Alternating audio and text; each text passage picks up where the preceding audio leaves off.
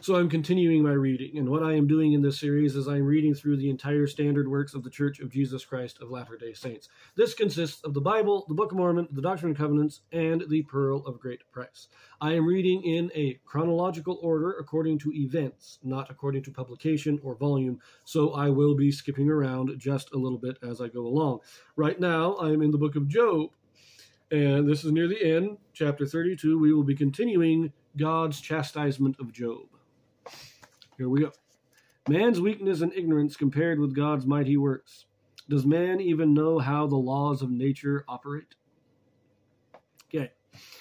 Knowest thou the time when the wild goats of the rock bring forth? Or canst thou mark when the hinds do calve?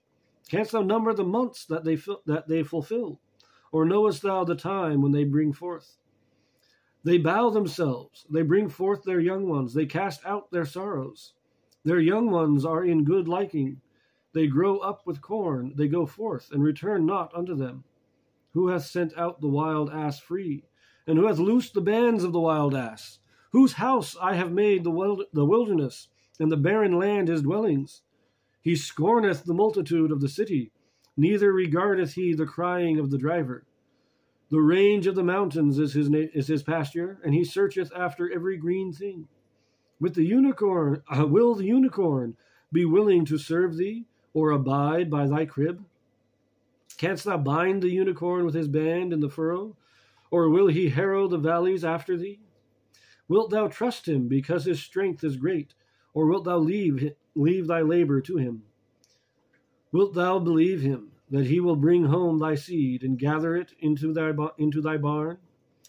Gavest thou the goodly wings unto the peacocks, or wings and feathers unto the ostrich, which leaveth her eggs in the earth, and warmeth them in dust, and forgetteth that the foot may crush them, or that the wild beast may break them? She is hardened against her young ones, as though they were not hers. Her labor is in vain without fear, because God hath deprived her of wisdom. Neither hath he imparted to her understanding. What time she lifteth up herself on high, she scorneth the horse and his rider. Hast thou given the horse strength? Hast thou clothed his neck with thunder? Canst thou make him afraid as a grasshopper? The glory of his nostrils is terrible. He paweth in the valley and rejoiceth in his strength. He goeth on to meet the armed men. He mocketh at fear and is not affrighted, neither turneth he back from the sword. The quiver rattleth against him, and glittering spear and the shield. He swalloweth the ground with fierceness and rage. Neither believeth he that it is the sound of the trumpet. He saith among the trumpets, Ha ha! And he smelleth the battle afar off. The thunder of the captains and the shouting. Doth the hawk fly by thy wisdom, and stretch her wings towards the south? Doth the eagle mount up at thy command, and make her nest on high? She dwelleth and abideth on the rock, upon the crag of the rock, in the strong place. From thence she seeketh the prey, and her eyes behold afar off. Her young ones also suck up blood, and where the slain are, there is she. Excuse me.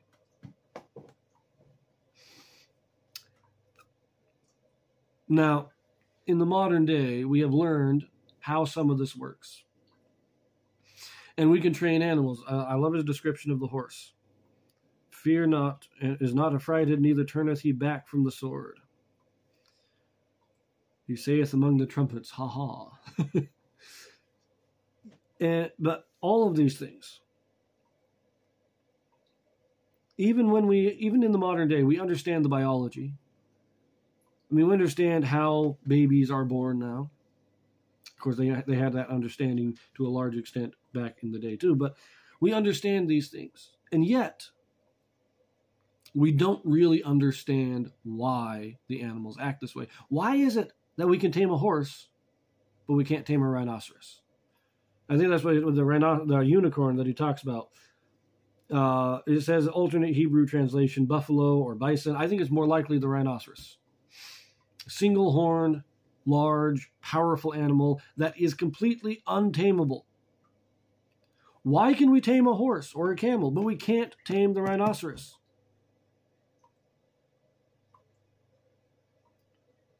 Now, people have their theories, but we don't really know. There is so much about nature that we do not know.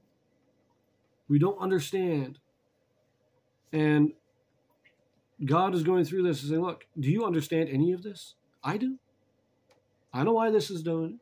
And I love also, he talks about the ostrich hardened against her young, as the ostrich lays the egg, buries it in the nest, and then just kind of forgets about it. The ostrich doesn't sit on her nest like other birds do. Why? Because God has deprived her of wisdom.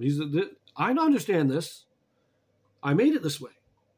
This is my creation. I understand these things. You don't. So stop questioning me. But I believe that God will continue his chastisement for 2 more chapters. So see you in the next one.